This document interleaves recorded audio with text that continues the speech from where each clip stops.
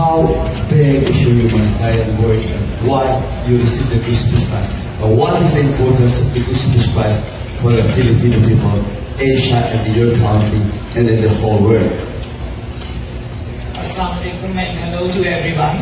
I will first answer the first part of your question that what are my services, what have I really done that have made me able to receive this prestigious award. So what I am doing, a decade before when I visited some desert areas of Pakistan, I saw women giving birth to their children at their home without any medical facilities.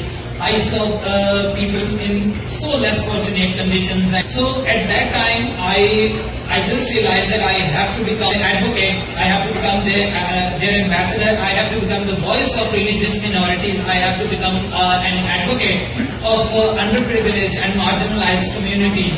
I finally got able to construct and install more than 100 water wells and hand pumps in the desert areas of Tharparkar, where fresh and clean drinking water is not available and people were bound to drink brackish, polluted and unhealthy water which was causing various diseases including stomach diseases.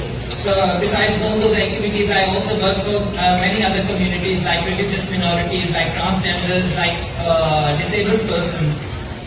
Now come to the second part of your question, which is of course not very easy to answer, because so many people in Pakistan used to ask me this question that why are you dedicating your life to all those type of humanitarian and interfaith projects?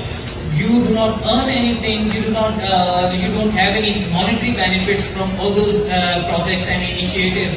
Then why are you spending your time, your efforts, and even 50% of your monthly income to all those humanitarian and interfaith projects?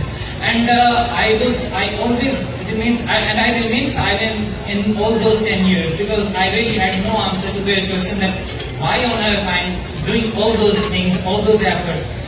Though I'm not getting any kind of earning, any revenue, any profit from all my projects, then why am I doing this and why I spent 10 years of my life in all those social and humanitarian projects?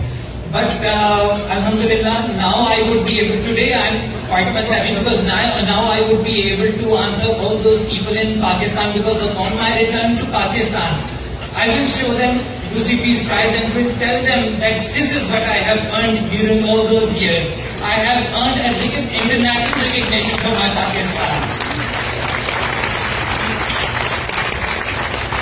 So, UC Peace Prize does not belong to me. It belongs to 225 million people of Pakistan. It belongs to the less fortunate and underprivileged people of Tharparkar. It belongs to the transgenders. It belongs to disabled persons. It belongs to the religious minorities of Pakistan, who always stood on my side and who always supported me, and I'm extremely thankful to all Pakistanis. I'm extremely thankful to the Kusi family, Mr. Ambassador Gary Kusi, his family, his team, his entire team, and of course to the jury members who considered me worthy for this award.